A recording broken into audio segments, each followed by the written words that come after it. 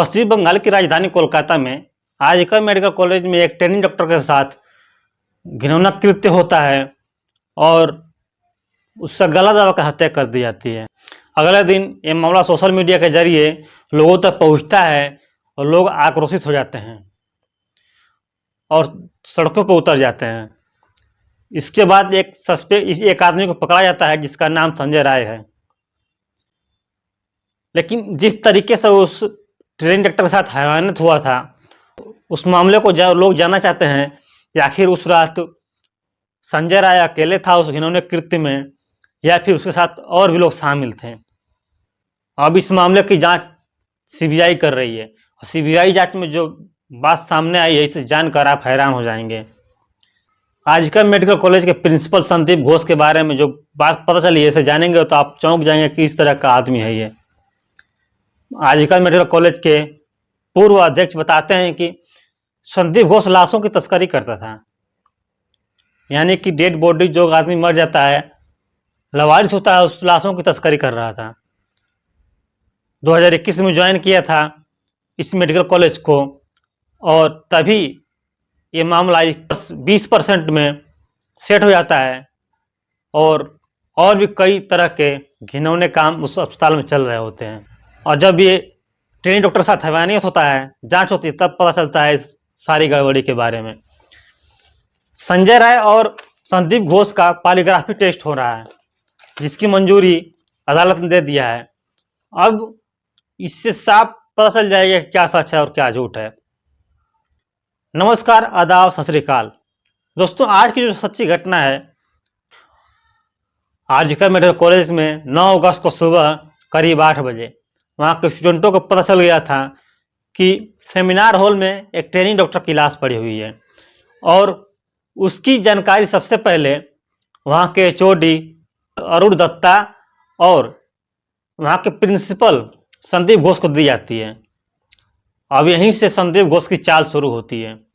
वो इसकी जानकारी सबसे पहले अपने वाइस प्रिंसिपल संजय वशिष्ठ को देते हैं, कहते हैं कि जल्दी से जल्दी सेमिनार हॉल में पहुंच जाओ और साथ ही इसकी जानकारी अपने 4 खास डॉक्टरों को भी देते हैं और जो उनको कहा जाता है कि उनको अलग अलग रोल दिया जाता है, जिनमें से 2 डॉक्टरों को रोल होता है कि जो भी घिनौना कृत्य हुआ है और मर्डर हुआ है इसकी जानकारी सोशल मीडिया तक नहीं पहुंचे, बल्कि उसकी जानकारी ये पहुंचे कि उस डॉक्टर ने खुद ही अपना जीवन लीला समाप्त कर लिया है।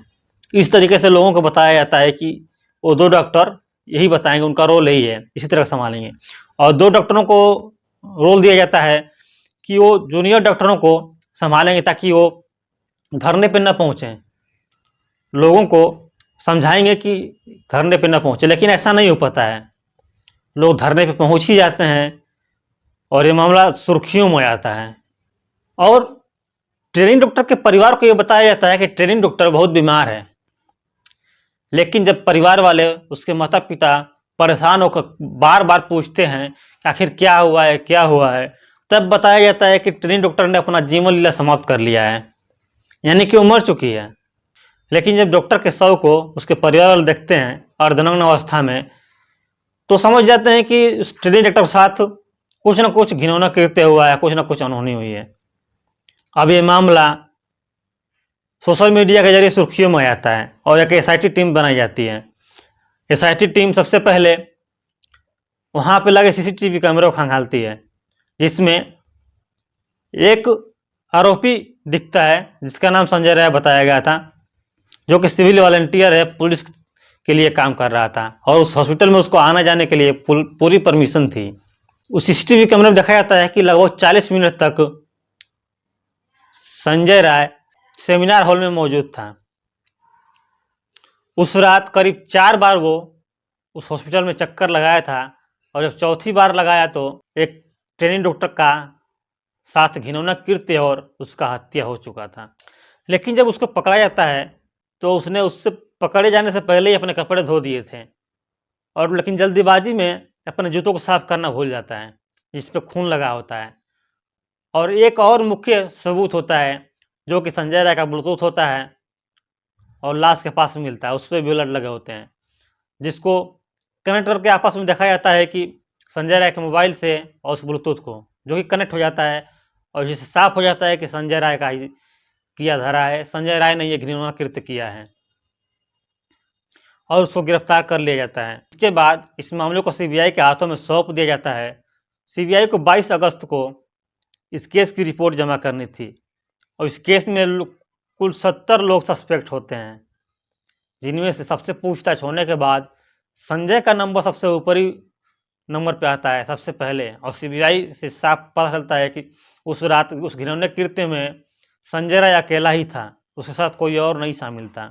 संजय राय नहीं अकेले उस ट्रेनी डॉक्टर के साथ घिनौना कृत्य किया था, उसका गला दबाकर उसकी हत्या कर दी थी। लेकिन अब बात आके फंस जाती है संदीप घोष के पास। तो संदीप घोष की भी इस केस में अहम भूमिका थी, सारे सबूतों को मिटाने में। जिस तरीके से उस केस को शुरुआती में पेश किए थे संदीप घोष ने, उस तरीके से ये लग रहा था कि संदीप घोष नहीं चाहता था कि संजय राय पकड़ा जाए, क्योंकि संजय राय संदीप घोष का बॉडीगार्ड भी था। अब इससे दो चीज़ें साफ होती है कि या तो संदीप घोष उस हॉस्पिटल का रेपुटेशन बचाना चाहता था या फिर संजय राय को बचाना चाहता था।